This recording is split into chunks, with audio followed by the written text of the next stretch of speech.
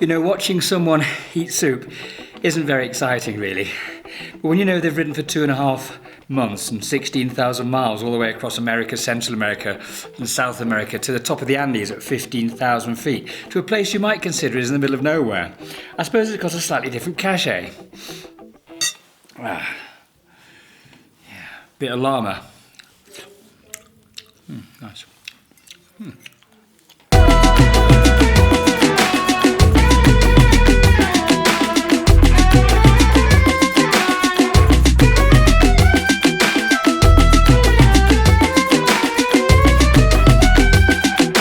My job is to make nice pictures of the bike and great films of my journey around the world, and to relay this story about where I'm going and how I'm doing it to my audience. And that's the best bit of this job. It's the bit of this job which I truly love. And you suddenly get to a point, and where I am at the moment in the Chilean Andes is the fact that it's so awesomely beautiful, and it suddenly reminds me of what a magnificent world we live in. It's wonderful.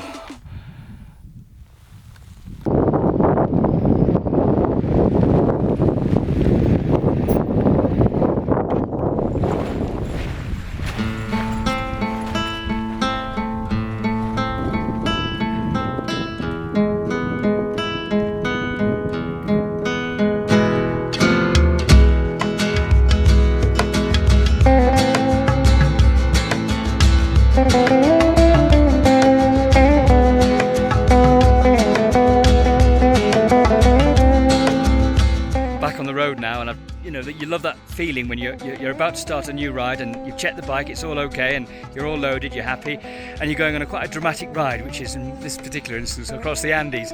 So I'm on the way to Calama via places like San Cristobal and Jujuy. I've been here before, I know the route. So far so good, it should be all right, should be a good day.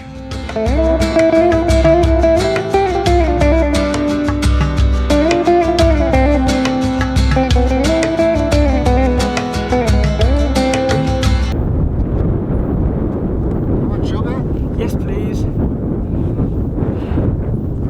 So a day in the life of riding a Yamaha Ténéré 700, or is it a life in the day? You're packing so much riding this beautiful bike. So I was riding out of Chile amongst the most amazing scenery, heading towards the Alto Plano and crossing the Andes once again. Extraordinarily, I find a bloke who just comes up alongside me whilst I'm parked up having a think, and he's riding a Ténéré 700 as well. So he makes me a cup of coffee.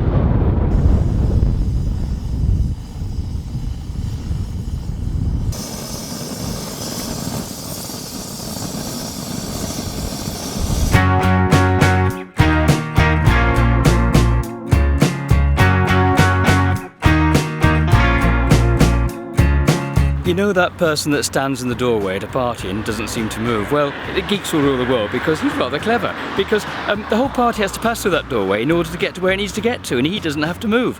Rather reminds me of me. Well, Ushuaia is a little bit like that because it's the most southernmost city in the world. It's at the very southern tip of the Americas, and any motorcyclist who aims to ride the Americas and coming south from New York will need to get there. And Ushuaia doesn't have to move because the party comes to it, and it's really rather wonderful, and it's far away from anywhere, and it's definitely worth getting to when you get to it.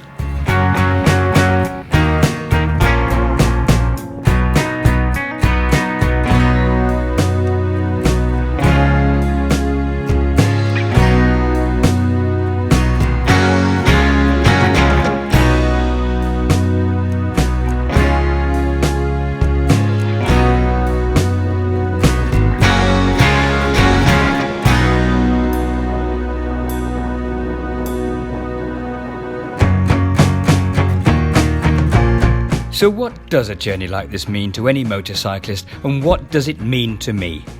It means meeting people that I'd never normally know about, and how we all exchange ideas and in a way somehow become friends.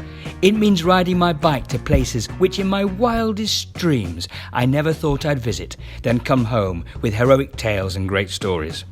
It means proving to everyone that the world is a fantastic place to live in and to travel across, and that if you do it with the right spirit, it's friendly, it's safe, and it's fun.